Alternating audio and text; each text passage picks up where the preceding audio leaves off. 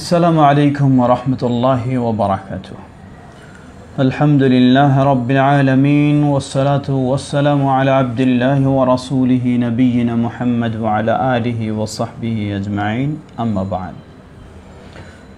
সুপ্রিয় দর্শক শ্রোতা, দূরের ও কাছের, দেশ ও বিদেশের সকলকে জানাচ্ছি শুভেচ্ছা, স্বাগতম। আহলান ওয়া সাহলান ওয়া মারহাবান বিকুম। সুপ্রিয় দর্শক শ্রোতা, প্রতিদিনের ন্যায় আজকেও আমরা আমাদের কোরআনুল কারীমের পরেই বিশ্বস্ত গ্রন্থ সহিহুল বুখারী এর ধারাবাহিক দর্শে আমরা আলোচনা শুরু করছি। সহিহুল বুখারীর কিতাবুল ইতিসাম একটি গুরুত্বপূর্ণ পাঠ। সেই পাঠ থেকে আমরা গতকালকে একটি অধ্যায় আমরা শুরু করেছিলাম। ইমাম আল বুখারী রাহিমাহুল্লাহ বলেন, বাবু মা ইউকরাহু মিনাত তাআম্মুকি ওয়াত তানাজুই ওয়াল গুলুই ফিদ-দীন ওয়াল বিদআ লিকাউলিহি তাআলা ইয়া আহলাল কিতাবি লা তাগলু ফি দীনিকুম ওয়া লা তাকুলু আলাল্লাহি ইল্লাল হক। দিনের বিষয়ে বাড়াবাড়ি, সীমালঙ্ঘন, ঝগড়া, তর্ক এবং কঠোরতা সব কিছুই অপছন্দনীয়। অনুরূপভাবে বিদআত সেটিও অপছন্দনীয়। সূরা নিসা 171 নম্বর আয়াত, আল্লাহ রাব্বুল আলামিন বলেন, ওহে যারা আহলি কিতাব, ইহুদ এবং নাসারা, তোমরা তোমাদের দিনের ব্যাপারে বাড়াবাড়ি করো না, সীমালঙ্ঘন করো না, অতিরঞ্জন করো না। ওয়ালা তাকুলু আলাল্লাহি ইল্লাল হক, এবং আল্লাহর ব্যাপারে হক ছাড়া অন্য কিছু বলো না। সেই আয়াতকে কেন্দ্র করে ইমাম বুখারী রাহিমাহুল্লাহ অধ্যায় বেঁধেছেন, এই অধ্যায় নিয়ে এসেছেন। এখানে অনেকগুলি হাদিস নিয়ে এসেছেন, প্রায় 8টির মতো হাদিস। একটি হাদিস আমরা গতকালকে আলোচনা করেছি, যা প্রসিদ্ধ সাহাবী আবু হুরায়রা রাদিয়াল্লাহু আনহু বর্ণনা করছেন যে নবী সাল্লাল্লাহু আলাইহি ওয়াসাল্লাম সওমে বিসাল অর্থাৎ একত্রে একাধারে 2 দিন 3 দিন পর্যন্ত সিয়াম পালন করতেন, যা তার জন্য ছিল খাস। সাহাবায়ে কেরামকে সেটি তিনি অনুমতি দেননি, কিন্তু এরপরেও সাহাবায়ে কেরামগণ নিজেদের উপর কঠোরতা চাপায় নিয়ে জোর করে সেটি যেন করতে চাইলেন, যার ফলে নবী সাল্লাল্লাহু আলাইহি ওয়াসাল্লাম একটু অসন্তুষ্টিমূলক তিনি বললেন যে চাঁদ যদি দেখা না যেত তাহলে দেখতাম তোমরা কত অগ্রসর হতে পারো, কতদিন থাকতে পারো, আমিও তোমাদের থাকতাম। কারণ আমার বিষয় আর তোমাদের বিষয় তো এক নয়, যেহেতু সিয়াম থাকা অবস্থায় আমাকে আমার রব পানাহার করান আর তোমাদেরকে তা করান না, সুতরাং এটি আমার জন্য খাস, তোমাদের জন্য নয়। তোমাদের জন্য হলো নরমাল, যেটি সিয়াম, রমাদানের সিয়াম, যা শবে সাদেক থেকে শুরু হয়, সূর্যাস্তে শেষ হয়ে যায়। সুপ্রিয় দর্শক শ্রোতা, এই হাদিস দিয়ে ইমাম বুখারী রাহিমাহুল্লাহ বোঝাতে চাইলেন যে কতগুলি সীমাবদ্ধ বিষয় রয়েছে যেগুলি নিজের উপর কঠোরতা করা উচিত নয়, নিজের উপর চাপায় নেওয়া উচিত নয়। সেগুলির মধ্যে একটি হলো এই সওমে বিসাল। দ্বিতীয় হাদিস 7300 নম্বর হাদিস, যে হাদিসটি প্রসিদ্ধ সাহাবী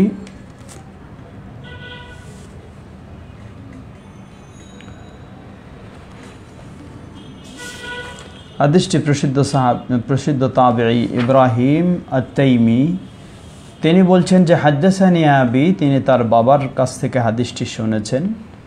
তার বাবা বলছেন, খাতাবানা আলীউন রাদিয়াল্লাহু তাআলা আনহু আলা মিম্বারিন মিন আজুররা ওয়া আলাইহি সাইফুন ফীহি সাহিফাতুন মুআল্লাকাতুন। বলছেন যে আলী রাদিয়াল্লাহু আনহু তিনি আজর নামক জায়গায় মেম্বারে দাঁড়িয়ে তিনি খুতবা দিচ্ছেন।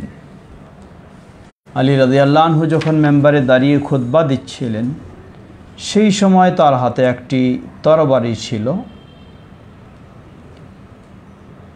যেই তরবারিটি আলী রাদিয়াল্লাহু আনহু সেই তরবারিতে একটি সহিফা, একটি পুস্তিকা স্বরূপ, নোট স্বরূপ সেটিকে ঝুলিয়ে রেখেছিলেন বা বেঁধে রেখেছিলেন। তিনি বলছেন যে ওয়াল্লাহি মা ইনদানা মিন কিতাবিন ইউকরা ইল্লা কিতাবুল্লাহ ওয়া মা ফি হাদিহি আস-সাহিফা ফানাশারাহা। বলছেন যে আল্লাহর কসম করে বলছি যে আমাদের কাছে কিতাবুল্লাহ আল কোরআনুল কারীম ব্যতীত অন্য কিছু নেই যা আমরা পাঠ করব। ঠিক তেমনইভাবে ওয়ামা ফি হাদিহি সাহিফা, এর চেয়ে বেশি যা রয়েছে তাহলে এই সহিফার মধ্যে, এই নোটের মধ্যে যা কিছু রয়েছে, নোটবুকের মধ্যে রয়েছে। ফানাশারাহা, অতঃপর সহিফা নোটবুকটা তিনি খুলে দেখালেন। ফাইদা ফিহা আসনানু আল ইবিল, সেই নোটবুকের মধ্যে লেখা আছে উটের বয়স সম্পর্কে। ওয়াইদা ফিহা আল মাদিনাতু হারামুন মিন আইর ইলা কাযা ফামান আহদাসা ফিহা হাদাসান ফাআলাইহি লা'নাতুল্লাহি ওয়াল মালাইকাতি ওয়ান নাসি আজমাইন। অতঃপর বললেন জেনে রাখো আরও রয়েছে এই সহিফায় কি মদিনা এর হারাম সীমারেখা, একদিকে হলো ঈর পর্বত, অপর দিকে হলো তাউর পর্বত। ঈর পর্বত হচ্ছে যুলহুলাইফার দিকে, আর তাউর হচ্ছে উহুদ পর্বতের দিকে। এটা হলো মদিনা এর হারামের সীমানা। বললেন ফামান আহদাসা ফিহা হাদাসা, যে ব্যক্তি এই সীমানার মাঝে কোনো অন্যায় কাজ করবে, ফাআলাইহি লা'নাতুল্লাহি ওয়াল মালাইকাতি ওয়ান নাসি আজমাইন, তার প্রতি আল্লাহর লানত, তার প্রতি সমগ্র আল্লাহর সমগ্র ফেরেশতাদের লানত, তার প্রতি সমগ্র মানুষের অভিশাপ, লানত। লা হাওলা ওয়ালা কুওয়াতা। লা ইয়াকবালুল্লাহু মিনহু সারফান ওয়ালা আদলা, এমন ব্যক্তির আল্লাহ রাব্বুল আলামিন ফরজ নফল কোন ইবাদতই কবুল করবেন না। ওয়াইদা ফিহি যিম্মাতুল মুসলিমিনা ওয়াহিদাতুন ইয়াসআ বিহা আদনাহুম ফামান আখফারা মুসলিমা ফাআলাইহি লা'নাতুল্লাহি ওয়াল মালাইকাতি ওয়ান নাসি আজমাইন। এবং সেই সহিফার নোটবুকেও লেখা রয়েছে যিম্মাতুল মুসলিমিনা ওয়াহিদাতুন, সকল মুসলিমের জিম্মা একই মানের, অর্থাৎ মুসলিমের কেউ যদি রাজা হয় তার জিম্মা যেই ধরনের,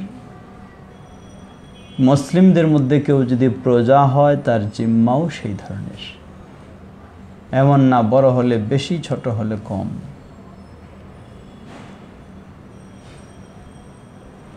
ইয়াসআ বিহা আদনাহুম, নিম্ন পর্যায়ের যে সেটারও সেই সমান মূল্য।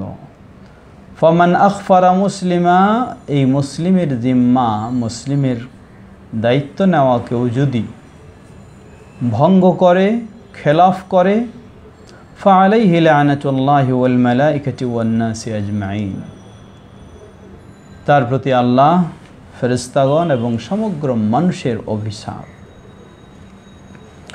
লা ইয়াকবালুল্লাহু মিনহু সারফান ওয়ালা আদলা, আল্লাহ তার ফরজ নফল কোন ইবাদতই কবুল করবেন না।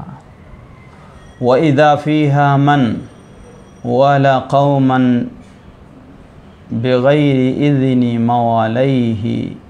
মাওয়ালিহি ফাআলাইহি লা'নাতুল্লাহি ওয়াল মালাইকাতি ওয়ান নাসি আজমাইন। অনুরূপভাবে সেখানে আরও লেখা রয়েছে কোনো কৃতদাস যদি তার মনিবের অনুমতি ব্যতীত ভিন্ন গোত্রের সাথে তার সম্পৃক্ততা তৈরি করে, তাহলে সেই ব্যক্তির প্রতিও আল্লাহর ফেরেশতাগণের সমগ্র মানুষের লানত, ওই ব্যক্তিরও নফল ও ফরজ কোনো ইবাদত আল্লাহ কবুল করবেন না। সুপ্রিয় দর্শক শ্রোতা, কয়েকটি বিষয় এখানে। প্রথম বিষয় হলো আলী রাদিয়াল্লাহু আনহু কোরআনুল কারীম আরেকটি নোটবুকের কথা বললেন। এর অর্থ কি? এর অর্থ হাদিস কি নেই? জবাব, না, হাদিস তিনি না করেননি। তিনি বলছেন ওয়াল্লাহি মা ইনদানা কিতাব মিন কিতাবিন ইউকরা আমাদের কাছে পাঠ করার মতো কোনো পুস্তক নেই। এর মানে তখন তো হাদিস লিপিবদ্ধ হয়নি, হাদিস পুস্তক আকারে তখনও সংকলিত হয়নি, হয়েছে শুধু কোরআনুল কারীম আর কারো কারো ব্যক্তিগত নোট। আলী রাদিয়াল্লাহু তাআলা আনহুর ব্যক্তিগত নোট ছিল এই সহিফা বা এই নোটবুক। তাই বলছেন যে আমাদের কাছে পাঠ করার মতো তেমন কিছুই নেই, শুধু কোরআন, আল্লাহর কিতাব আর হলো এই। এর অর্থ হাদিস ইসলামে নেই, গ্রহণযোগ্য নয় এমন নয়। হাদিস হাদিসের জায়গায় রয়েছে, হাদিস হাদিসের জায়গায় রয়েছে।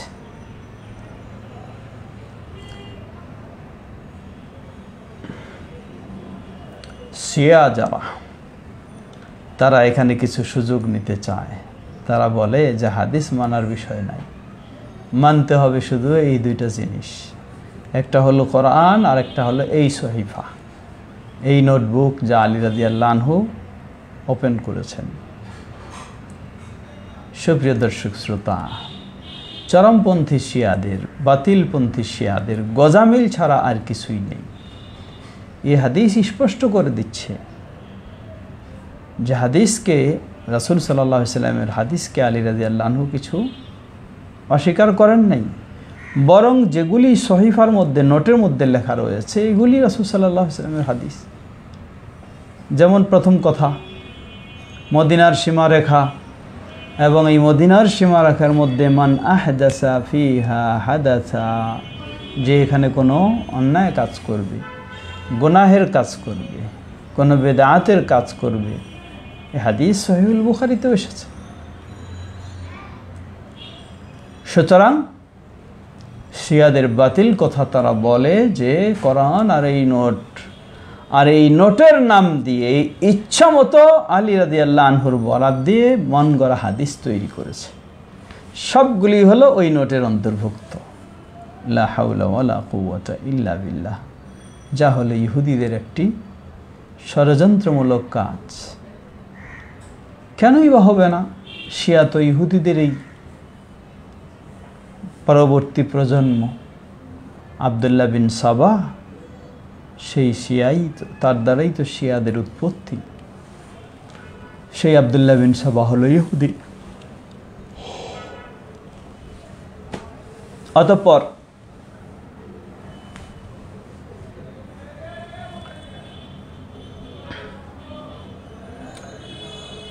আরও যেগুলি বিষয় বললেন, মূলত এখানে উদ্দেশ্য হলো সবগুলি কোরআন এবং সুন্নাহ নিষিদ্ধ বর্জিত কর্ম, যার কারণে সেগুলির প্রতি, সেগুলিতে যে সেগুলি করবে তার প্রতি আল্লাহ এবং ফেরেশতা ও সমগ্র মানুষের অভিশাপ। সুপ্রিয় দর্শক শ্রোতা, ইমাম বুখারী রাহিমাহুল্লাহ এই হাদিস দিয়ে প্রমাণ করতে চাচ্ছেন ইসলামে যা নিষিদ্ধ তা হলো সীমালঙ্ঘন নিষিদ্ধ। ইসলামে নিষিদ্ধ তা হলো বেদাত নিষিদ্ধ। এখানে মান আহদাসা ফিহা হাদাসা এর দ্বারা উদ্দেশ্য মূলত বেদাত, এবং অন্য অপকর্ম এর দ্বারা উদ্দেশ্য হবে, সম্পৃক্ত হবে সেগুলিও এর মধ্যে, কিন্তু মূল উদ্দেশ্য হলো বেদাত। কারণ আল্লাহ রাসূল সাল্লাল্লাহু আলাইহি ওয়াসাল্লাম স্পষ্টভাবে বলেছেন, মান আহদাসা ফি আমরিনা হাযা মা লাইসা মিনহু ফাহুয়া রাদ, যে ব্যক্তি আমার এই দিনের বিষয়ের মধ্যে কিছু নতুন আবিষ্কার করবে যা তার মাঝে ছিল না, তা প্রত্যাখ্যানযোগ্য, কখনো গ্রহণযোগ্য না।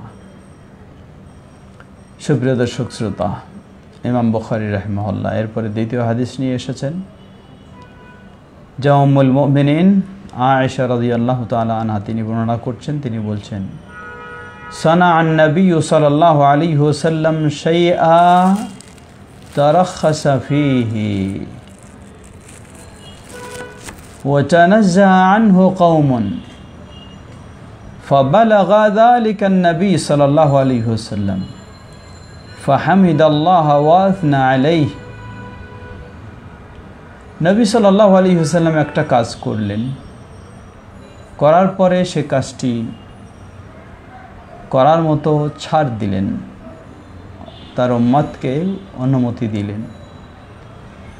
ওয়াতানাজ্জাহা আনহু কওমুন, দেখা গেল একদল মানুষ সেটা থেকে বিরত থাকলো। ফাবালাগা যালিকা নবী সাল্লাল্লাহু আলাইহি ওয়াসাল্লাম, কিন্তু এই বিষয়টি নবী সাল্লাল্লাহু আলাইহি ওয়াসাল্লামের কাছে পৌঁছে গেল। ফাহামিদাল্লাহ ওয়া আসনা আলাইহি, যার ফলে তিনি নবী সাল্লাল্লাহু আলাইহি ওয়াসাল্লাম দাঁড়ালেন কিছু কথা বলার জন্য, বক্তব্য দেওয়ার জন্য, আল্লাহর প্রশংসা করলেন এবং গুণগান বর্ণনা করলেন। সুম্মা ক্বালা মা বালু আকওয়ামিন ইয়াতানাজ্জাহুনা আনিশ শাইই আসনাউহু, বললেন কি হলো মানুষের, আমি কিছু কাজ করছি অথচ তারা এই কাজ থেকে দূরে থাকতে চায়। ফাওয়াল্লাহি ইন্নী আ'লামুহুম বিল্লাহি ওয়া আশাদ্দুহুম লাহু খাশিয়া, বলছেন জেনে রাখো আল্লাহর কসম করে বলছি আমি তাদের চেয়ে আল্লাহর বিষয়ে বেশি ভালো জানি, আল্লাহকে বেশি ভয় করি। সুপ্রিয় দর্শক শ্রোতা, এটি হলো আরেকটি সীমা লঙ্ঘন, যে নবী সাল্লাল্লাহু আলাইহি ওয়াসাল্লাম করা সত্ত্বেও তারা করতে রাজি নয়, অনুমতি দিয়েছেন তবু তারা রাজি নয়, করবে না। এটি আরেক সীমা লঙ্ঘন, এটি আরেক চরমপন্থা, যেন নিজেদের চেয়েও নবী সাল্লাল্লাহু আলাইহি ওয়াসাল্লামকে, নবী সাল্লাল্লাহু আলাইহি ওয়াসাল্লামের চেয়েও নিজেদেরকে তারা বড় ভাবতে চায়। ওয়ালা হাওলা ওয়ালা কুওয়াতা ইল্লা বিল্লাহ। সুপ্রিয় দর্শক শ্রোতা, সুতরাং এই হাদিসে বলে দিচ্ছে এই ধরনের কঠোরতা, এই ধরনের বাড়াবাড়ি যা নবী সাল্লাল্লাহু আলাইহি ওয়াসাল্লামকে অতিক্রম করে তা কখনো উচিত নয়।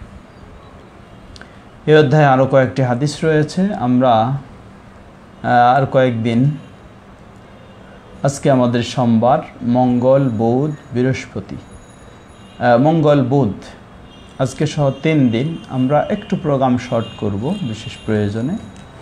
তাই আজকে আমরা আর হাদিসের আলোচনায় যাচ্ছি না। এই হাদিসগুলি থেকে আমরা শিক্ষা নিয়েই আমরা কিছু আপনাদের জিজ্ঞাসার জবাবে আমরা এখন যাব। জিজ্ঞাসার জবাব দিয়ে হয়তো আজকে আমরা শেষ করব। ইতিমধ্যেই বেশ কিছু জিজ্ঞাসা এসে গেছে আমাদের মাঝে।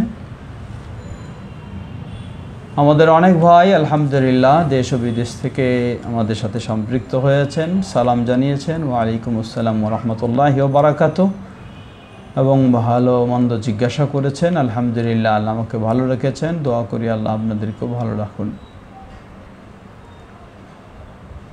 আমাদের সাথে এসেছেন আমাদের ভাই হাসিবুল ইসলাম, ওয়ালাইকুম আসসালাম ওয়া রাহমাতুল্লাহি ওয়া বারাকাতুহু।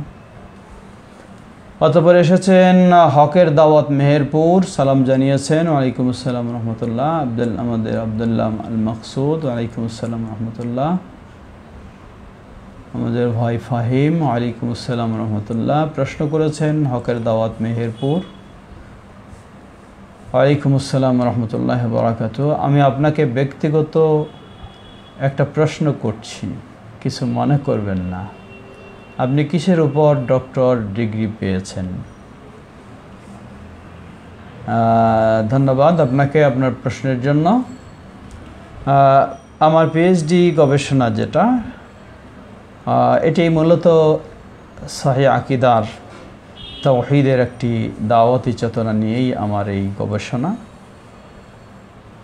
যখন লক্ষ্য করেছি আমাদের ভারতবর্ষে, বিশেষ করে বাংলাদেশেও অধিকাংশ মুসলিম তারা হানাফি মাযহাবের অনুসারী, কিন্তু আফসোস করে বলতে হয় অধিকাংশ জন হানাফি মাযহাবের অনুসারী হওয়া সত্ত্বেও ইমাম আবু হানিফা রাহিমাহুল্লাহর যে আল্লাহর বিষয়ে, তাওহীদের বিষয়ে প্রকৃত আকীদা, সেই আকীদা অধিকাংশ জন জানে না এবং মানে না।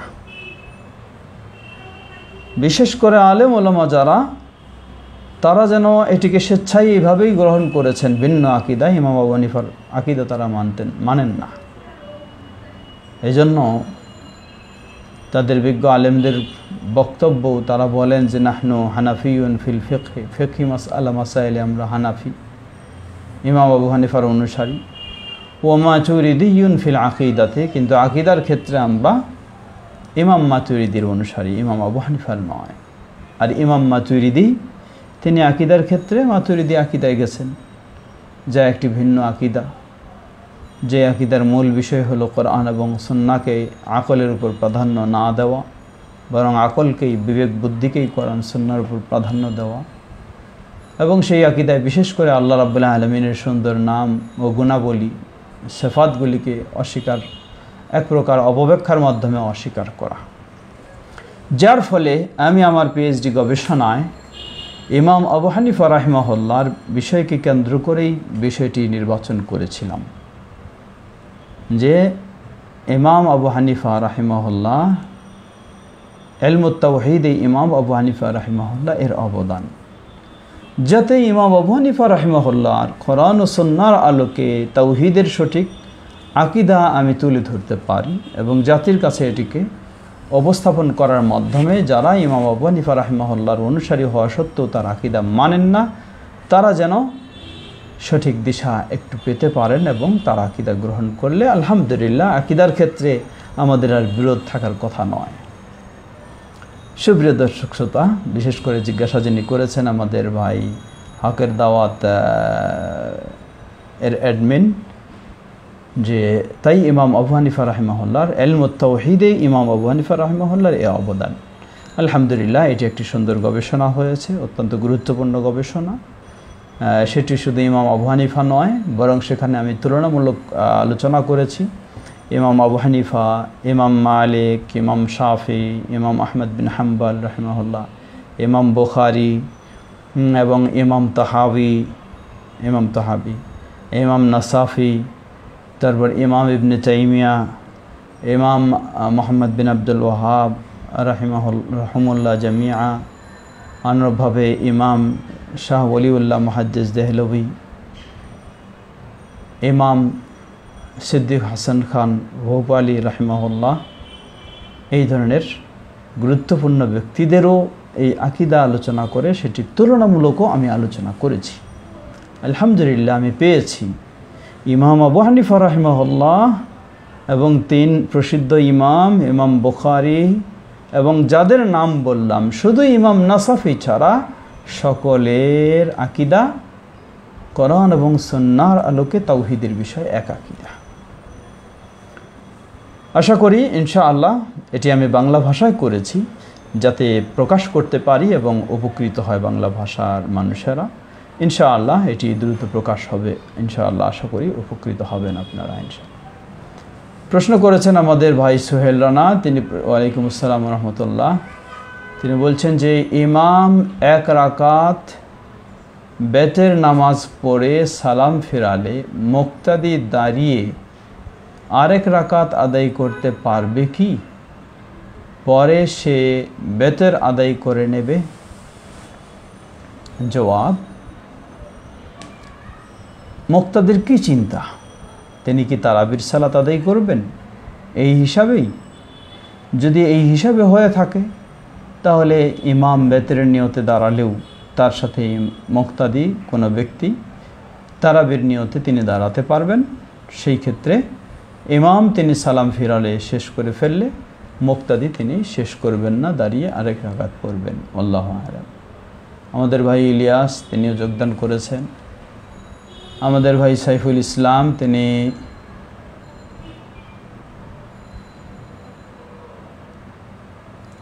আমাদের ভাই শফিকুল ইসলাম তিনি প্রশ্ন করেছেন, যারা সৌদি আরবের সাথে সিয়াম ও ঈদ পালন করে তাদের ব্যাপারে জানতে চাই। জবাব, আমি প্রথমে আপনাকে পরামর্শ দেব যে এই বিষয়ে আপনি ইউটিউবে সার্চ দিলে আমার নামে বেশ কয়েকটি লেকচার রয়েছে, আমি সেখানে দলিল প্রমাণ সহকারে বিস্তারিত আলোচনা করেছি। আর সংক্ষিপ্ত জবাব আমরা বলবো যে সৌদি আরবের সাথে ঈদ পালন করতে হবে, সিয়াম পালন করতে হবে, এটি কখনো ইসলামের নির্দেশ নয়।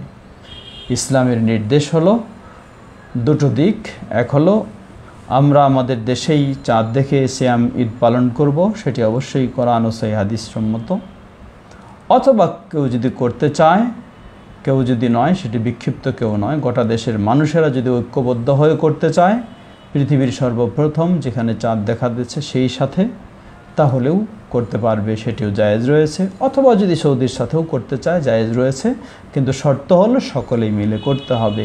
কিছু মানুষ করবে বিক্ষিপ্ত হয়ে, এমনটি কখনো জায়েজ হবে না। আল্লাহু তাআলা। আমাদের আব্দুস সামি প্রশ্ন করেছেন, ওয়ালাইকুম আসসালাম রহমতুল্লাহি ওয়া বারাকাতুহু। আলহামদুলিল্লাহ, আল্লাহ ভালো রেখেছেন। প্রশ্ন করেছেন তিনি ইবাদত বিষয়ে, আল্লাহ আমাকে ভালোবাসে বোঝার উপায় কি ও লক্ষণ কি কি? প্রশ্ন করেছেন তিনি যে আল্লাহ আমাকে ভালোবাসেন এটা বোঝার উপায় কি এবং লক্ষণ কি কি? জবাব, প্রথম লক্ষণ হলো আল্লাহ রাব্বুল আলামিন বলেন, কুল ইন কুনতুম তুহিব্বুনাল্লাহ ফাত্তাবিউনি ইউহিব্বুকুমুল্লাহ ওয়া ইয়াগফির লাকুম যুনুবাকুম আল্লাহু গফুরুর রহিম। হে নবী, আপনি বলে দিন, তোমরা যদি আল্লাহকে ভালোবাসতে চাও তাহলে আমাকে অনুসরণ করো, ফলে আল্লাহ তোমাদেরকে ভালোবাসবেন। তাহলে এই আয়াতে একটি লক্ষণ আল্লাহ রাব্বুল আলামিন উল্লেখ করলেন, তা হলো নবী মুহাম্মদ সাল্লাল্লাহু আলাইহি ওয়াসাল্লামের পূর্ণ অনুসরণ করলে আল্লাহ আপনাকে ভালোবাসবেন। সুতরাং আল্লাহ আপনাকে ভালোবাসবেন এটা নিশ্চিত করতে চাইলে রাসূল সাল্লাল্লাহু আলাইহি ওয়াসাল্লামের পূর্ণ অনুসরণ আপনাকে নিশ্চিত করতে হবে, না হলে আল্লাহর ভালোবাসা পাওয়ার সুযোগ নেই। এটা গেল এক। দ্বিতীয়, আল্লাহ রাব্বুল আলামিন আপনাকে কিছু ভালোও দেবেন, আবার কিছু মন্দ দিয়েও পরীক্ষা করবেন। ঠিক অনুরূপভাবে আল্লাহ আপনাকে সত্যিকারই ভালোবাসলে মানুষেরাও আপনাকে ভালোবাসবে। আল্লাহু তাআলা আ'লাম। দ্বিতীয় প্রশ্ন করেছেন, ইবাদত কবুলের শর্ত হালাল রুজি। এই বিষয়টা অনেক শায়েখ বলছে এটা ভুল, এই বিষয়টা সম্পর্কে কিছু বলেন। জবাব, আমাদের দেশে ঢালাওভাবে প্রচার করা হয় যে ইবাদত কবুলের শর্ত হলো হালাল রুজি। মূলত এই শর্তটা পরের শর্ত। এর আগে দুটি গুরুত্বপূর্ণ শর্ত রয়েছে, সেই শর্তগুলি তারা গুরুত্ব না দিয়ে শুধু এটার কথা বলে। ওই দুই শর্ত যদি ঠিক না থাকে, রুজি যতই হালাল হোক সেই ইবাদত আল্লাহর কাছে কবুল হবে না, নিশ্চিত। সুতরাং ইবাদত কবুল হওয়ার প্রথম শর্ত হলো ইখলাসুল ইবাদাতি লিল্লাহ। এই ইবাদতটা হতে হবে শুধু আল্লাহর জন্য, তাওহীদের উপরে, সকল প্রকার শিরক মুক্ত হতে হবে। যদি শিরক মুক্ত না হয়, তাওহীদের উপরে না হয়, আল্লাহ রাব্বুল আলামিন এটি কবুল করবেন না, প্রত্যাখ্যান করবেন। দ্বিতীয়, এই ইবাদত হতে হবে নবী মুহাম্মদ সাল্লাল্লাহু আলাইহি ওয়াসাল্লাম এর সুন্নাহ অনুযায়ী, তার তরিকা অনুযায়ী, তার নিয়ম অনুযায়ী, বিশুদ্ধ প্রমাণের আলোকে। না হলে এই ইবাদত প্রত্যাখ্যানযোগ্য, আল্লাহ গ্রহণ করবেন না। আল্লাহ রাসূল সাল্লাল্লাহু আলাইহি ওয়াসাল্লাম বলেন, মান আমিলা আমালান লাইসা আলাইহি আমরুনা ফাহুয়া রাদ। যে ব্যক্তি কোনো আমল করবে, যে আমলের ক্ষেত্রে রাসূল সাল্লাল্লাহু আলাইহি ওয়াসাল্লামের কোনো নিয়ম নীতি নির্দেশনা নেই, ফাহুয়া রাদ, সেটি প্রত্যাখ্যানযোগ্য, কখনো গ্রহণযোগ্য নয়। সুপ্রিয় দর্শক শ্রোতা, এই দুটি হলো ইবাদত কবুলের মূল শর্ত। এই শর্তগুলির আলোকে অবশ্যই হালাল রুজি থাকতে হবে, কিন্তু হালাল রুজিটাই মূল শর্ত নয়। মূল শর্ত হলো এগুলি। আল্লাহ আমাদের সঠিকটি বোঝার তৌফিক দান করুন। 3 নম্বর প্রশ্ন করেছেন, ইবাদত কবুলের মৌলিক শর্ত বাদে আর যে শর্তগুলি আছে কি কি? আমরা যেগুলি উল্লেখ করেছি এগুলি। 4 নম্বর প্রশ্ন করেছেন, আপনি যে ইবাদতগুলি করেন তার রমাদান মাসের কোন সময় কোনটা করেন, রুটিন কি জানিয়ে দেন, তাতে আমাদের ঘাটতি থাকলে পূরণ করতে পারবো। জাযাকাল্লাহ খায়ের। প্রতিটি ব্যক্তি তার সাধ্য সামর্থ্য অনুযায়ী ইবাদত করবে, সেটি আমার সাথে মিলিয়ে নয়, রাসূল সাল্লাল্লাহু আলাইহি ওয়াসাল্লামের সাথে মিলিয়ে। রাসূল সাল্লাল্লাহু আলাইহি ওয়াসাল্লাম রমাদানের সিয়াম পালন করতেন, রমাদানের কিয়াম করতেন, এবং রমাদান মাসে বেশি বেশি তেলাওয়াত করতেন, রমাদান মাসে বেশি বেশি দান সদকা করার চেষ্টা করতেন, আবার পরিবারের খোঁজখবর সব কিছু ঠিকমতো রাখতেন। আপনি এই বিষয়গুলি রাখবেন মনে, ইনশাআল্লাহ আশা করি আপনি সফল হবেন। আল্লাহু আ'লাম। প্রশ্ন করেছেন, আপনি রমাদান মাস ছাড়া বাকি মাসগুলির রুটিন কি কি জানাবেন, কোন সময় আপনি অতিরিক্ত ইবাদত করেন? জাযাকাল্লাহ খায়ের। সেটাও আমি বলবো। বাকি মাসগুলির ক্ষেত্রে আপনি প্রথম ফরজ বিষয়গুলি ঠিকভাবে আদায় করবেন, এটি হলো মেন বিষয়। দ্বিতীয় পর্যায় হলো নফল। নফলের মধ্যে সবচেয়ে গুরুত্বপূর্ণ নফল হলো সালাত, রাতের সালাত। যেটি হলো আল্লাহর কাছে দোয়া কবুলের একটি অন্যতম সময় হলো রাতের শেষ তৃতীয়াংশ থাকতে। এই সময়টি হলো অত্যন্ত মূল্যবান, গুরুত্বপূর্ণ। এছাড়া অতিরিক্ত ইবাদত হলো শিক্ষা দেওয়া, শিক্ষা নেওয়া। সেই ক্ষেত্রে কোরআন এবং সুন্নাহর বেশি বেশি পড়ালেখা করা, সেটি পরামর্শ দেব। আল্লাহু আ'লাম। প্রশ্ন করেছেন আব্দুল্লাহ আল মামুন বিন আব্দুল মজিদ,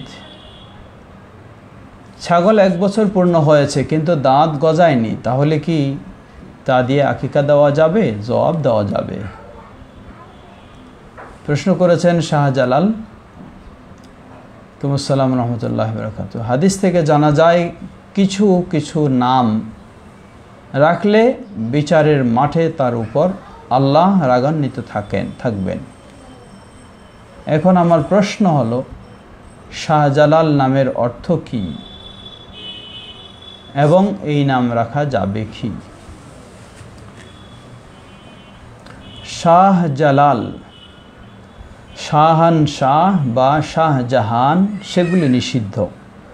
শাহানশাহ মানে বাদশার বাদশাহ, শাহজাহান গোটা বিশ্বের বাদশাহ, সেটি নিষিদ্ধ। কিন্তু শাহজালাল যদি হয়, যতটুকু আমার বুঝে আসতেছে, যেহেতু এটি ফার্সি শব্দ, শাহজালাল অর্থাৎ সম্মানিত বাদশাহ হতে পারে। এর অর্থ যদি এই হয়ে থাকে তাহলে নামটি ওই নিষিদ্ধ শাহজাহানের মতো নিষিদ্ধের মধ্যে নয়। আল্লাহু তাআলা আ'লাম। মোহাম্মদ সাইফ আহমেদ তিনি প্রশ্ন করেছেন, সালাতে কি সিজদায় গিয়ে আল্লাহর শুকরিয়া আলহামদুলিল্লাহ বলা যাবে, যেহেতু এটা কোরআনের শব্দ? জি, আলহামদুলিল্লাহ বলা যাবে, অসুবিধা নেই, বলা যাবে।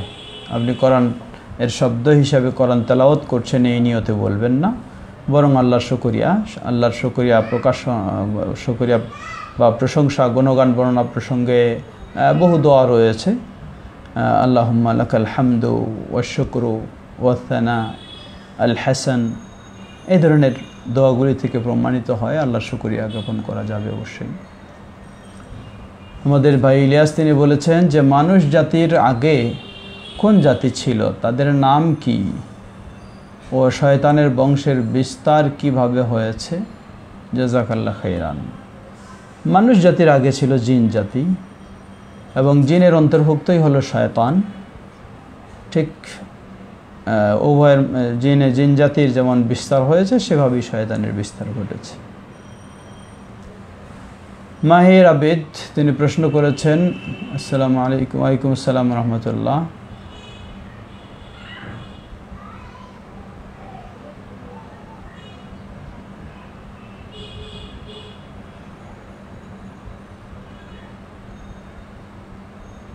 কি গুনাহ হবে?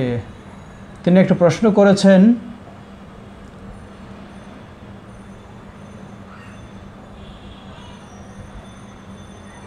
খাবারকে লাথি মারলে কি গুনাহ হবে? জবাব, খাবারকে লাথি মারলে কেন লাথি মারবেন? খাবার তো খাদ্য জাতীয় জিনিস, সেটা আপনি খাবেন, এটাকে তো লাথি মারার বিষয় নয়। কিন্তু কখনো যদি পা লেগে যায়, চালের বস্তা রয়েছে, ডালের বস্তা রয়েছে বা আরও কিছু, সেখানে পা লাগতেছে, অথবা চলাচল করতে গিয়ে পা লাগবেই, অথবা সেটার উপর দিয়ে কোথাও যেতে হচ্ছে প্রয়োজনে, ইনশাআল্লাহ তাতে অসুবিধা নেই। কিন্তু কেউ যদি খাওয়াকে ধিক্কারমূলক, তিরস্কারমূলক, দাম্ভিকতামূলক লাথি মারে, তাহলে নিশ্চয়ই এটি তার অন্যায়, এটি বেয়াদবি, কোনো সন্দেহ নেই। সবুজ আহমেদ জাযাকাল্লাহ খায়ের। মাজিদুল ইসলাম জাযাকাল্লাহ খায়ের। আমাদের বোন তাহমিনা আফরোজ তিনি প্রশ্ন করেছেন, ওয়ালাইকুম আসসালাম রহমতুল্লাহ। আমার হাজব্যান্ড এর কাজের ব্যাপারে দোয়ার আবেদন করছি। আমার হাজব্যান্ড একটি 5 স্টার হোটেলে চাকরি করতেন, সেখানে অ্যালকোহল থাকায় উনি চাকরি ছেড়ে দিয়েছেন।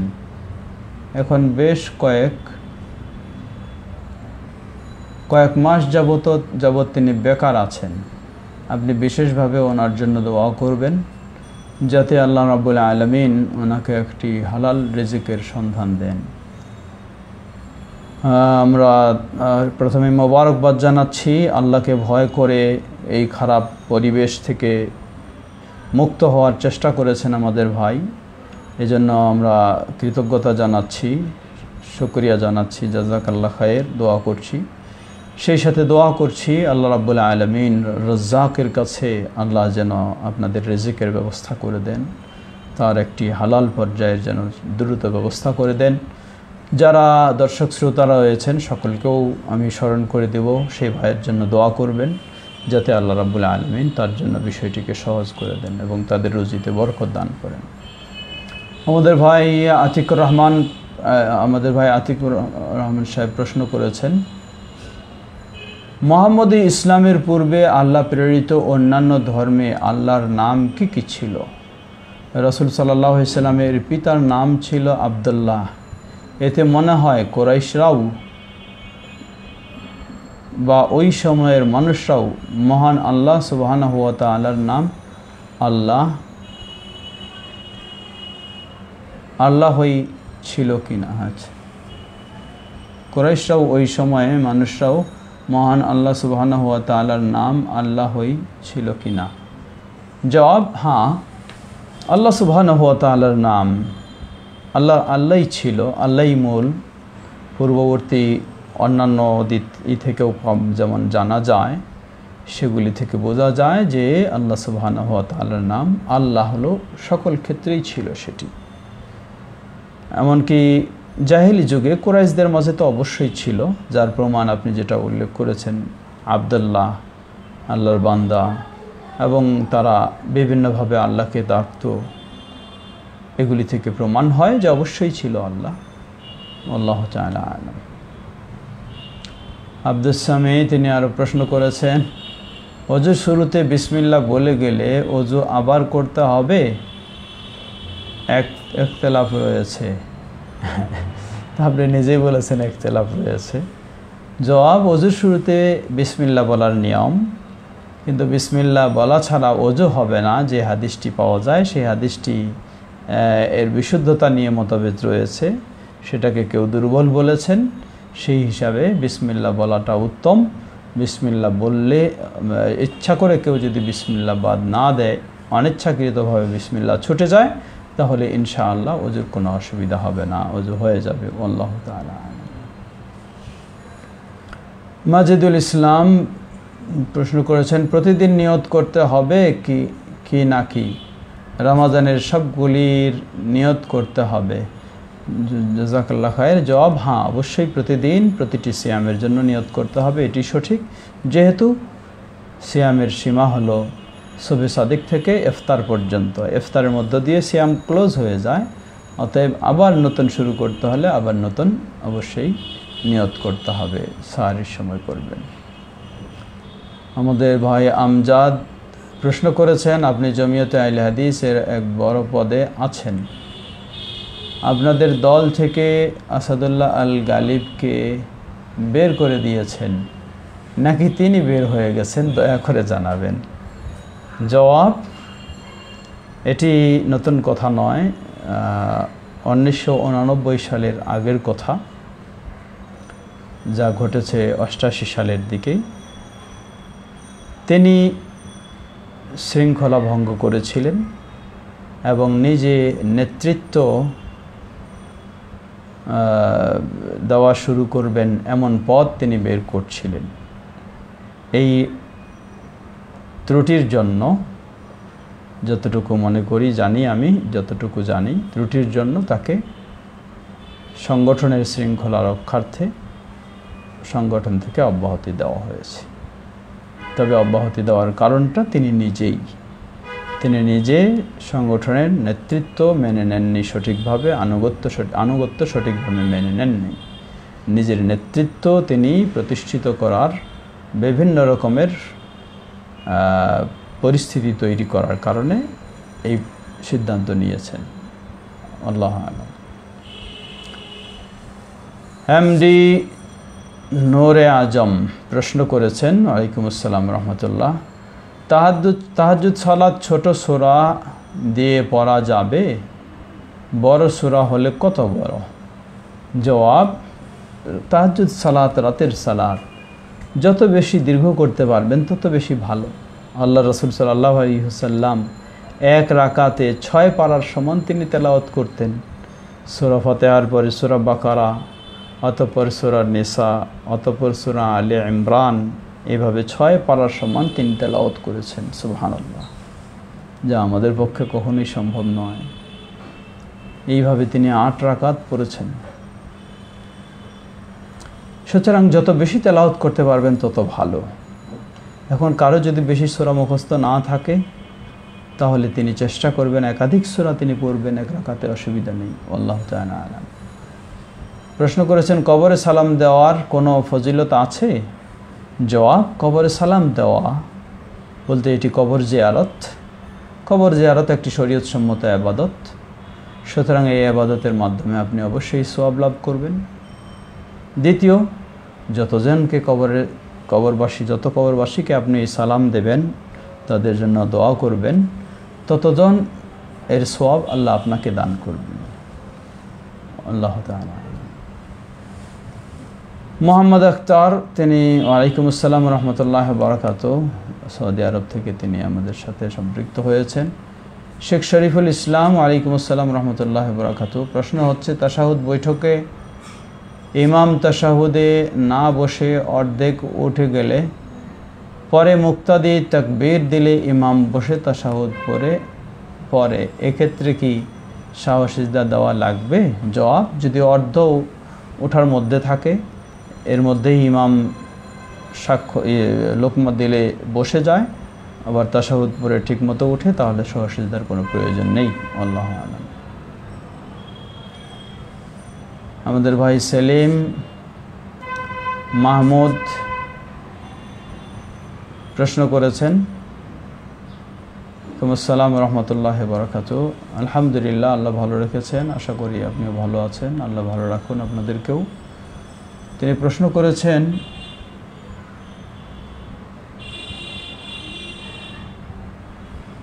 গ্যামোফোবিয়া বা বিয়ে ভীতি, এই বিষয়টি নিয়ে যদি বিস্তারিত বলতেন খুব উপকৃত হতাম। অর্থাৎ পারিবারিক কলহের কারণে অনেক ছেলে মেয়ে আছেন যারা বিয়ে করতে ভয় পান, যে তার বাবা মায়ের মতো একই ঘটনার পুনরাবৃত্তি তার জীবনেও হতে পারে, এবং সে একজন মেয়ে ও দিনদার। এমত অবস্থায় তার ভীতি দূর করার জন্য কি করা যেতে পারে, বা তার প্রতি আপনার নাসিহা কি? জাযাকাল্লাহ খায়ের। আমাদের ভাই যে প্রশ্ন করেছেন সেটি হচ্ছে, পারিবারিক পূর্বের কিছু নমুনা দেখে যুবক ছেলে ও মেয়েদের মাঝে বিয়ের প্রতি একটা অনীহা, নিরুৎসাহ ভাব সৃষ্টি হয়, যার ফলে বিয়েতে বসতে চায় না, বিয়ে করতে চায় না। ছেলেরা বিয়ে করতে চায় না, মেয়েরা বিয়েতে বসতে চায় না। এক্ষেত্রে কী উপদেশ? জবাব, আমরা বলবো যে আলহামদুলিল্লাহ, ইসলাম হলো মানুষের জন্য একটি অত্যন্ত উপযোগী জীবন ব্যবস্থা। ইসলামী জীবন ব্যবস্থায় যুবক ছেলে মেয়েদের জন্য রয়েছে বিয়ের ব্যবস্থা। আল্লাহ রাসূল সাল্লাল্লাহু আলাইহি ওয়াসাল্লাম বলেন, ইয়া মা'আশারাশ শাবাব মান ইসতাতা'a মিনকুমুল বা'a ফালিতাযাওয়াজ। হে যুব সমাজ, তোমাদের মধ্যে যে সামর্থ্য রাখে সে যেন বিয়ে করে ফেলে, আর যে সামর্থ্য রাখে না সে কি করবে? সিয়াম পালন করবে, কারণ সিয়ামের মাধ্যমে তার দৃষ্টি সংযম হবে, সে অন্যায় থেকে বিরত থাকতে পারবে। তো এই হাদিসের আলোকে নির্দেশ হলো বিয়েতে বসা, যুবক ছেলে হোক বা মেয়ে, যুবকেরা বিয়ে করবে, মেয়েরা বিয়েতে বসার সম্মতি দেবে উপযুক্ত ছেলে পাওয়া গেলে। যদি কোনো ছেলে বা মেয়ের যুবক হওয়ার কারণে অন্যায় লিপ্ত হয়ে যাওয়ার আশঙ্কা থাকে, তাহলে সামর্থ্যও রয়েছে, আবার অন্যায় লিপ্ত হয়ে যাওয়ার আশঙ্কাও রয়েছে, এমন ব্যক্তির জন্য বিয়ে করা ফরজ। তার জন্য বিয়ে ফরজ। যদি বিয়ে না করার কারণে গুনাহগার অন্যায় জড়িয়ে যায় তাহলে অবশ্যই তিনি বড় ধরনের গুনাহ লিপ্ত হবেন, গুনাহগার হবেন। কোনো ব্যক্তি যদি বিয়ে করে কোনো ব্যক্তি যদি সামর্থ্য রাখে কিন্তু অন্যায় লিপ্ত হয়ে যাওয়ার আশঙ্কা নেই, তাহলে তার জন্য হলো সুন্নাহ, বিয়ে করা সুন্নাহ মুআক্কাদা। কারণ এটিও প্রকৃতপক্ষে জীবনটাকে আরও সুন্দর করার একটি মাধ্যম। হয়তো পারিবারিক কিছু ঘটনাকে কেন্দ্র করে নিজের জন্য মনে করে আশঙ্কা করছে যে আমার জীবনে ওই ঘটতে পারে, সমস্যা হতে পারে, এটি মনে করতে পারে, মনে আসতে পারে, এটি স্বাভাবিক। কিন্তু সবসময় এটি মনে করা উচিত নয়। আল্লাহ রাব্বুল আলামিনের উপর আস্থা রাখা উচিত, আল্লাহকে ভয় করা উচিত। এবং হতে পারে আল্লাহ রাব্বুল আলামিন বলেন, তোমরা যা খারাপ মনে করছো সেটি খারাপ নাও হতে পারে, তোমরা যা ভালো মনে করছো সেটি খারাপ হতে পারে।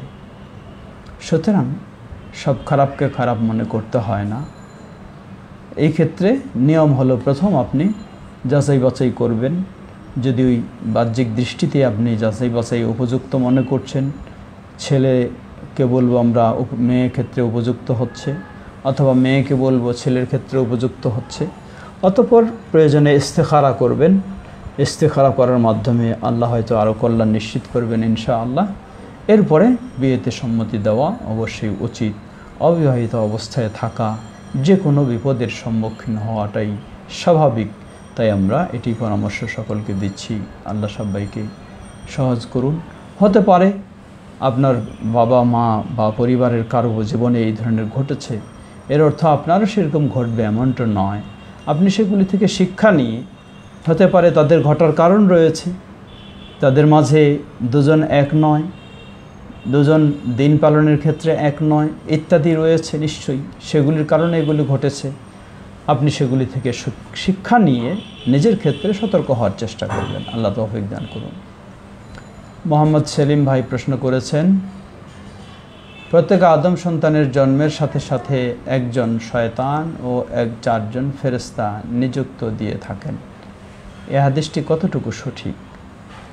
জবাব, আমার জানা মতে কোনো হাদিসে স্পষ্টভাবে এইভাবে একজন শয়তান ও 4জন ফেরেশতা বলা হয়েছে মনে হয় না। কিন্তু বিষয়টা হয়তো কেউ বলেছে, এটি কয়েক হাদিসের সমন্বয় করে।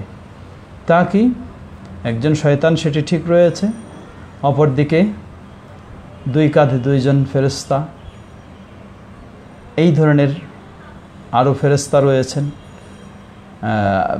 সেগুলিকে হিসাব করে যদি বলে থাকে তাহলে সেটি আমরা বলবো যে একাধিক হাদিসের আলোকে সেটি সঠিক। আল্লাহু তাআলা প্রশ্ন করেছেন শাহজালাল ভাই আমাদের, জাযাকাল্লাহ খায়রান। আপনারা অনেক সময় বলে থাকেন বিদআতি মাদ্রাসায় ও মসজিদে দান করা যাবে না, কিন্তু এলাকার মসজিদ থেকে ও বিদআতি মাদ্রাসা থেকে দানের জন্য আসে এবং বাধ্য হয়ে দিতে হয়, এতে কি পাপ হবে? জবাব, আমরা বলবো প্রথমে নিষেধ করব, এই জন্যই নিষেধ করব, এটি আমাদের ব্যক্তিগত সুবিধার জন্য নিষেধ করছি না। আল্লাহ রাব্বুল আলামিন বলেন, ওয়াতাআওয়ানু আলাল বিররি ওয়াত্তাকওয়া ওয়ালা তাআওয়ানু আলাল ইসমি ওয়াল উদওয়ান, তোমরা পরস্পরে একে অপরকে ভালো কাজের সহযোগিতা দাও এবং একে অপরকে তোমরা খারাপ কাজে একে অপরকে গুনাহের কাজে ও বিদ্বেষের কাজে তোমরা সহযোগিতা দিও না। তো গুনাহের কাজে ও বিদ্বেষের কাজে সহযোগিতা দেওয়া নিষিদ্ধ। তাহলে কোথাও যদি বেদাত হয়, কেউ যদি বেদাতি কাজ করে, বেদাতের চর্চা করে, বেদাতের শিক্ষা দেয়, এটি তো গুনাহের কাজ। আর আপনি তাকে অর্থ দিয়ে সহযোগিতা দিচ্ছেন, তাহলে তো অবশ্যই গুনাহ হবে আপনার। সেজন্যই আমরা নিষেধ করে থাকি, পরামর্শ দিয়ে থাকি। তো আপনি বলছেন যে এলাকার, হতে পারে এলাকার কেউ আসতে পারে, জোর দাবি করতে পারে, হতে পারে এমনটা চক্ষু লজ্জার কারণে না করার সুযোগ হয় না ইত্যাদি। আমরা বলবো আপনি মনে রাখবেন আপনাকে গুনাহ থেকে বাঁচতে হবে। তো এই জন্য কমপক্ষে যদি একান্ত দিতেই হয় তাহলে সীমিত পরিমাণে দিবেন, এক। দ্বিতীয় হলো তাদেরকে সেই বেদাতের কথাগুলি স্মরণ করে দিবেন এবং সেগুলি থেকে মুক্ত হওয়ার পরামর্শ দিয়েই আপনি দেবেন। তাহলে কমপক্ষে আল্লাহর কাছে জবাব দিতে পারবেন যে আপনি সেগুলি থেকে মুক্ত হওয়ার জন্য পরামর্শ দিয়েছেন। মোহাম্মদ সৈফ আহমেদ প্রশ্ন করেছেন, আপনি যে সুন্দরভাবে ও সুন্দর ভাষায় প্রতিটি প্রশ্নের উত্তর দিচ্ছেন তা সত্যি অসাধারণ। আল্লাহ আপনাকে নেক হায়াত দান করুন শেখ। জাযাকাল্লাহ খায়র, বারাকাল্লাহ ফিক। আল্লাহ আপনাকেও জাযায়ে খায়র দান করুন এই সুন্দর স্বীকৃতি দেওয়ার কারণে। রাজীব রানা প্রশ্ন করেছেন, ওয়ালাইকুম আসসালাম রহমতুল্লাহ বারাকাতুহু। প্রশ্ন হলো, কোনো কোম্পানির মাধ্যমে যদি কেউ ব্যাংকে চাকরি করে তাহলে কি বেতন হালাল হবে নাকি হারাম হবে, একটু জানাবেন প্লিজ। জবাব, আল্লাহ রসুল সাল্লাল্লাহু আলাইহি ওয়াসাল্লাম বলেন, লা'নাল্লাহু আকিলার রিবা ওয়া মুকিলাহু ওয়া কাতিবাহু ওয়া শাহিদাইহি আও কামা ক্বালা নবী সাল্লাল্লাহু আলাইহি ওয়াসাল্লাম ওয়া ফি রিওয়ায়াতিন আকিলুর রিবা ওয়া মুকিলুহু ওয়া কাতিবাহু ওয়া শাহিদাহু ওয়া কাতিবুহু ওয়া শাহিদাহু সাওয়াউন। এক হাদিসে এসেছে যে আল্লাহ রাব্বুল আলামিন যে সুদ খায়, যে সুদ খাওয়ায়, যে সুদ লেখালেখি করে এবং যারা সুদের সাক্ষী দেয় তাদের প্রতি আল্লাহর লানত। অন্য বর্ণনায় এসেছে যারা যে সুদ খায়, যে সুদ দেয় এবং যে সুদ লেখালেখি করে, যারা সুদের সাক্ষী দেয় তারা সবাই সমান অপরাধী। সুতরাং এই হাদিসের আলোকে আমরা বলবো, কোম্পানির মাধ্যমে হোক আর যার মাধ্যমে হোক, যদি আপনাকে সুদি কারবারের মধ্যে এই কাজগুলি করতে হয় তাহলে সেটি অবশ্যই হারাম হবে। আল্লাহু তাআলা আ'লাম। আলাউদ্দিন ভাই আমাদের সালাম জানিয়েছেন, ওয়ালাইকুম আসসালাম রহমতুল্লাহি ওয়া বারাকাতুহু। সোহেল রানা তিনি প্রশ্ন করেছেন আবার, ওয়ালাইকুম আসসালাম রহমতুল্লাহ।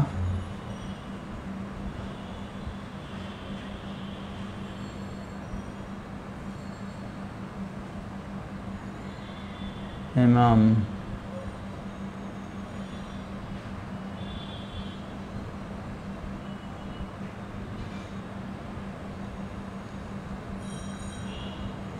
সালাম বাই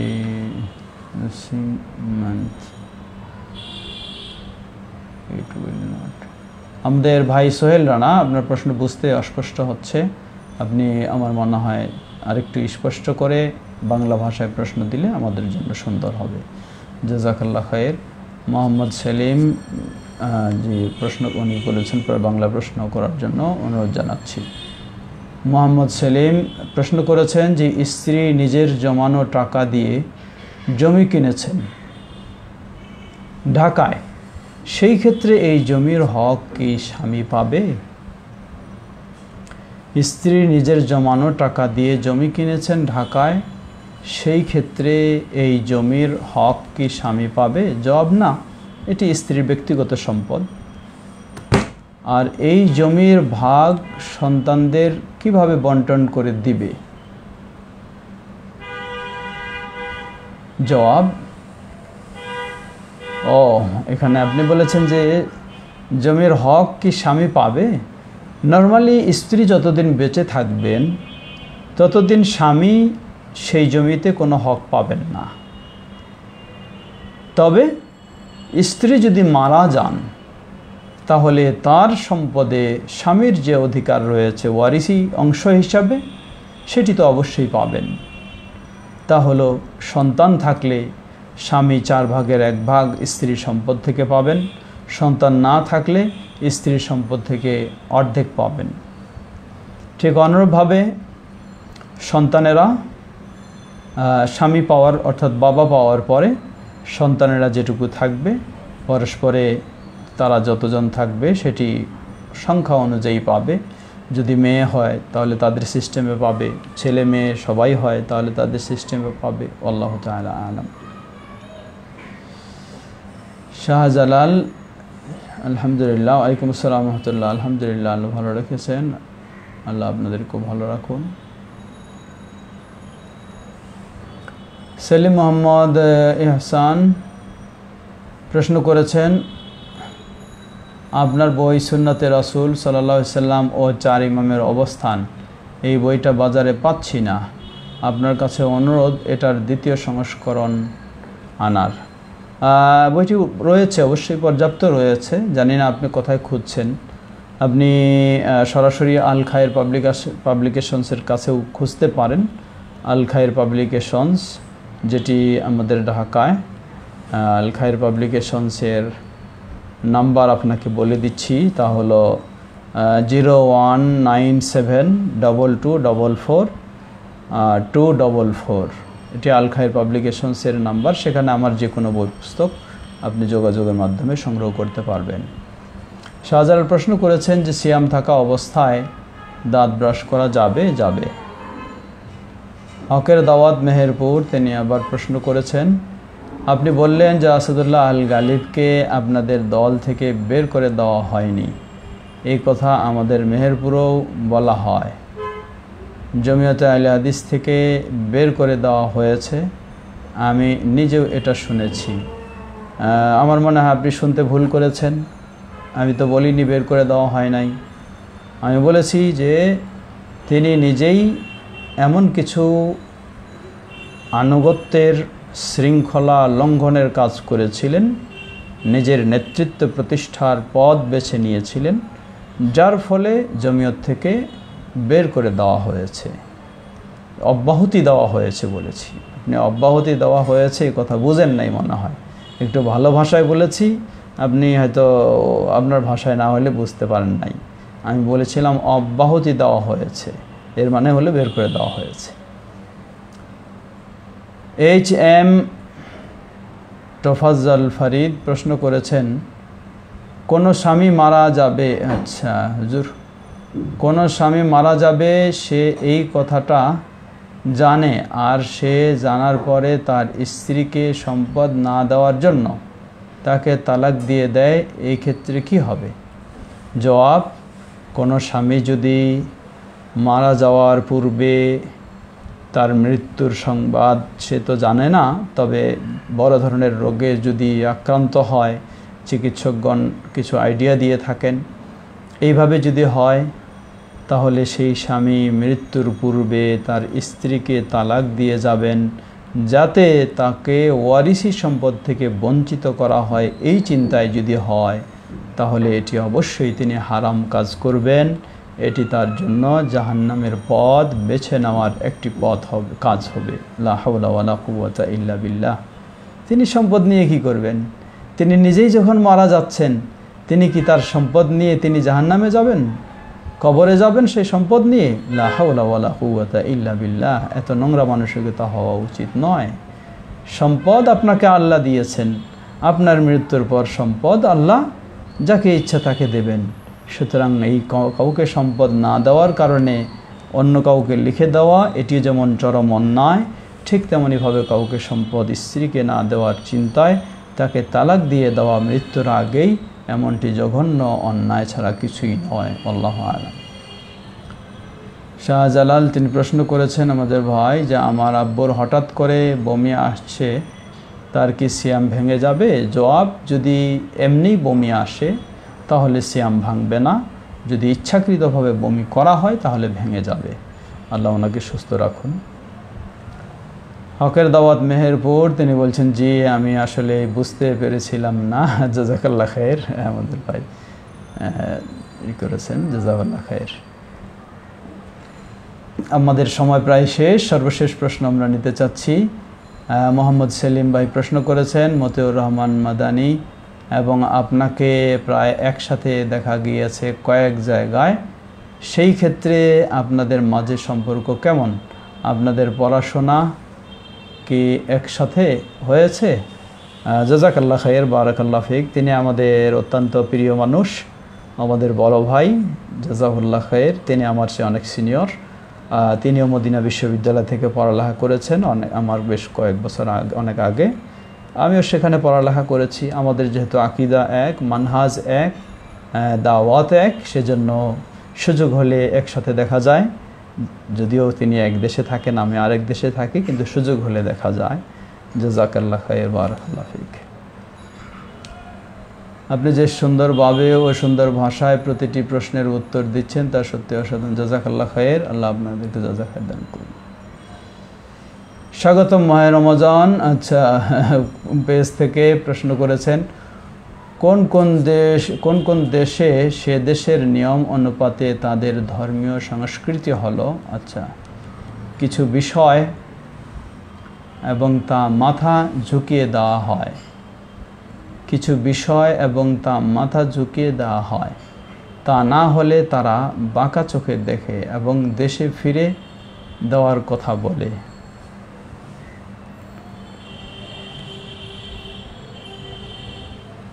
আমার প্রশ্ন হলো, মাথা ঝুঁকানোটা কি শিরক হবে? জবাব, মাথা ঝুঁকানোর দুটো দিক রয়েছে। মাথা ঝুঁকানো মানে যদি মাথা নত করা, যেই নত আল্লাহর কাছে করা হয় সেই ধরনের হয়, তাহলে এটা অবশ্যই শিরক হবে। আর যদি মাথা ঝুঁকানো মানে এটাকে রাইট বোঝানোর জন্য হয়, তাহলে তো নয়। আল্লাহু তাআলা আলাম। আমরা আজকে এখানে শেষ করতে চাচ্ছি। এতক্ষণ যাবৎ যে বিষয়গুলি আমরা শুনেছি সেগুলি আমরা উপকৃত হওয়ার চেষ্টা করব। আল্লাহ আমাদের সবাইকে সেগুলি থেকে উপকৃত হওয়ার তৌফিক দান করুন। আমাদের মাঝে যারা অসুস্থ রয়েছেন, আল্লাহ সকল অসুস্থদেরকে পরিপূর্ণ সুস্থতা দান করুন। যারা বিদায় নিয়ে চলে গেছেন, যে মুসলিম বাবা মা ভাই বোন প্রিয় ব্যক্তিগণ, আল্লাহ তাদের ভুল ত্রুটি ক্ষমা করে জান্নাতুল ফেরদাউস নসিব করুন। আর আমরা যেন ঈমানের উপর থেকে ঈমানের সাথে বিদায় নিতে পারি, আল্লাহ আমাদের জন্য কবুল করে নিন। আমাদের সিয়ামকে, আমার যাবতীয় ইবাদত আল্লাহ কবুল করুন। সুবহানাকা আল্লাহুম্মা ওয়া বিহামদিকা আশহাদু আল্লা ইলাহা ইল্লা আনতা আস্তাগফিরুকা ওয়া আতুবু ইলাইক। আসসালামু আলাইকুম ওয়া রাহমাতুল্লাহি ওয়া বারাকাতুহু।